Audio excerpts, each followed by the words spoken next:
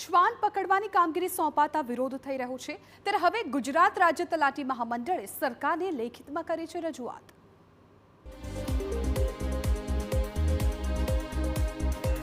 તલાટી મહામંડળે વિરોધ અને આંદોલનની ચીમકી ઉચ્ચારી છે અને તેનું કારણ છે તેમને સોંપાયેલી શ્વાન પકડવાની કામગીરી। તલાટીને અનેક જવાબદારી હોવાથી કામગીરી ન સોંપાતા રજૂઆત કરતી લેખિત ફરિયાદ સરકારને કરાઈ છે। રાજ્ય સરકારના આદેશ બાદ ગ્રામ વિકાસ કમિશનર દ્વારા રાજ્યના 10,500 તલાટીઓને શ્વાન પકડવાની કામગીરી અંગે પરિપત્ર કરાયો હતો, જેમાં તલાટી પાસે શ્વાન પકડવા તેમજ ખસીકરણ કરવું, નર માદાની ગણતરી તેમજ શ્વાન પકડીને યોગ્ય જગ્યાએ છોડવા સહિતની જવાબદારી સોંપ્યાનો ઉલ્લેખ હતો।